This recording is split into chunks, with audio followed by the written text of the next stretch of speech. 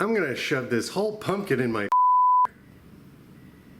I didn't say I just said, yes, man.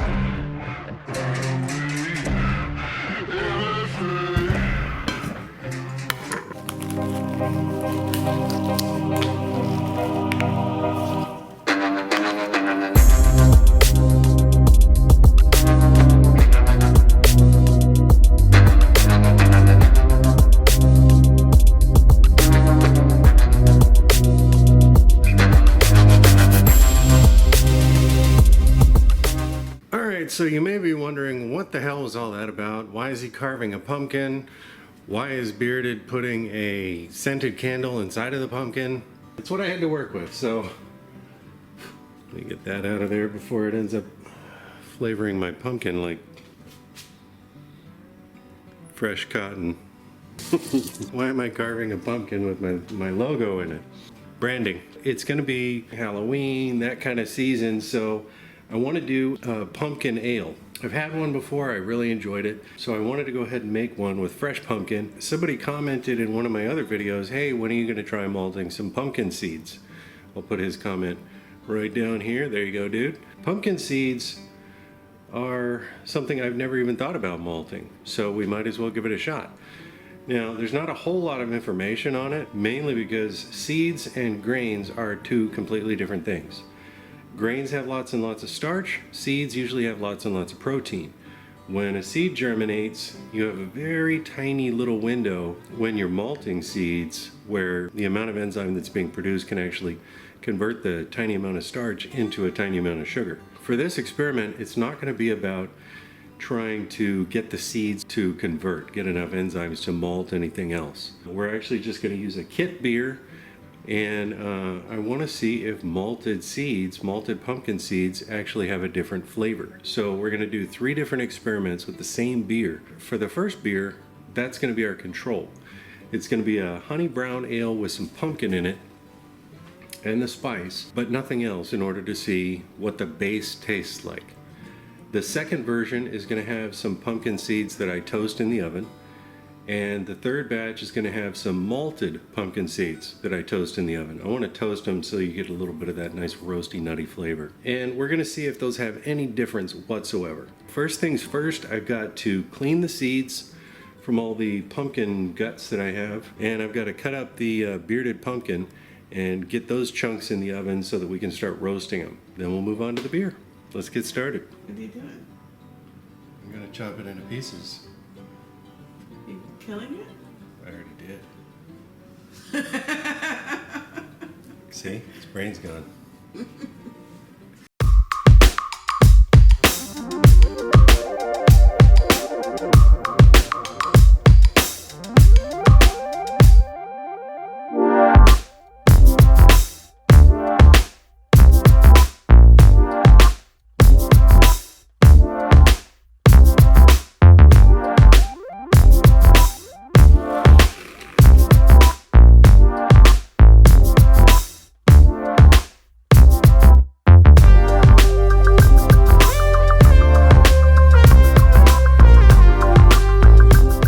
So it's the next day and the pumpkin is ready and cooled off. You're not actually going to have to do this next part, but I am. I'm going to divide the brew kit that we're using into 5 batches because I'm going to do 3 small batches with the pumpkin, and then I'm going to use 2 gallons for something else in another video.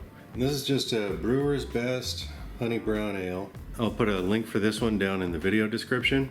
Oh, we got to toast some seeds. I got to malt some seeds and toast some seeds. Right. Okay, I'll make 2 batches today, and the malted one I'll do in a couple of days. But I'm going to go ahead and break everything up right now.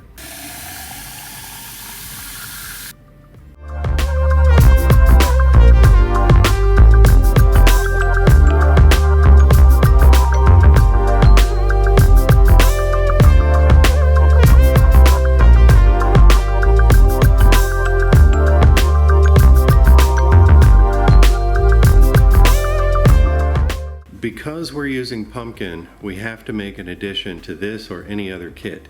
Pumpkin has a lot of starch in it, not just sugars. Even though it caramelized really well in the roasting, there's still a lot of starch in there, and you have to break that down. Otherwise, you're going to get a really nasty starch haze in the beer, and also you're just throwing away sugar. For a 5-gallon batch like this, you'd want to use about 2 pounds of malted 2-row or 6-row barley. Also, we're going to add some pumpkin spice, and we're gonna mix it ourselves. We got some cloves, some cinnamon, and some ginger and nutmeg. So when it comes time, we'll be putting those into the boil, but it's a late addition. You don't want to do very much, and you don't want to do it very long, because it'll overpower the beer a lot and it'll just be nasty. Let's get this broken down into 5 equal portions while the seeds are toasting, so that I can get going on the boils.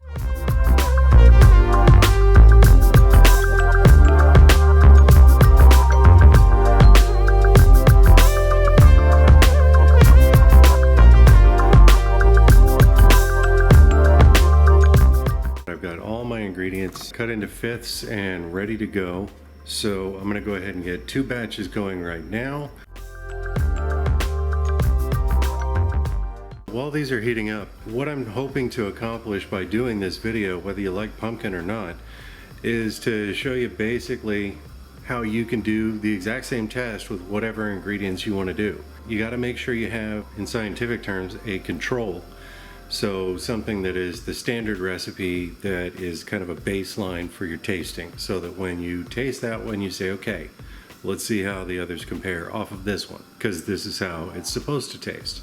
Just try to be as accurate as you can by dividing up your batch into whatever proportions you want to do. Make sure that everything gets treated exactly the same except for your variable. So whatever you add in, everything else is the same in the other beers.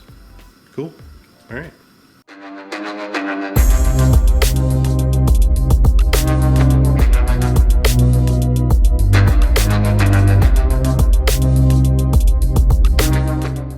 This recipe normally doesn't have a mash, because remember, I had to add the malted barley in order to convert the starches in that pumpkin. So what we're going to do is take our specialty grains that come along with it, dump those in, and give this about 20 to 30 more minutes to basically just steep in there and give it some flavor. And then we'll strain these, add the malt extract, and boil them.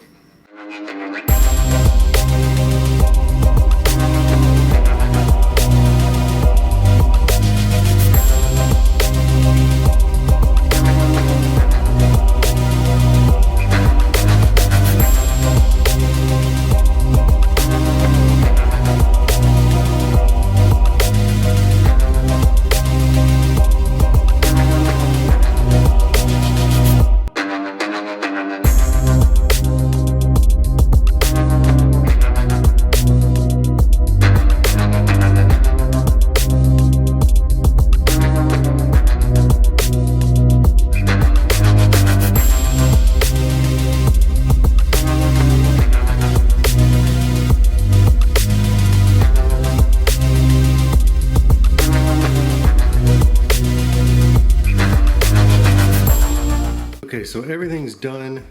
These two, the one without the seeds, the one with the seeds. The final gravity ended up being 1.064. So I'm just gonna throw in some Windsor yeast, get these airlocked and let them do their thing. Okay, so these are done. As you can see on those, they got pretty vigorous on the fermentation. The yeast is coating the whole thing. They need to be bottled and to sit for about 2 weeks. We'll do the tasting on Halloween. Yeah, it's a pumpkin beer. Okay, so stay tuned for that, and during the tasting we'll get to find out whether or not there was any difference between seeds and no seeds, and malted seeds and regular toasted seeds. So I'm kind of interested to see how that's going to work out. I hope you enjoyed this video. If you did, do me a favor, hit the like button. It really helps out the channel. If you have any questions or comments, post them in the comments section down below. In the video description just below the video, I'm going to put the full recipe for everything I did and the method, as well as the relevant links for everything I used. And if you want to see what's going to happen in the video tasting, or follow along with any of the other weird projects I'm doing, hit the subscribe button and the little bell icon right next to it so you can get notified when I post new content. Alright, that's the triple pumpkin ale.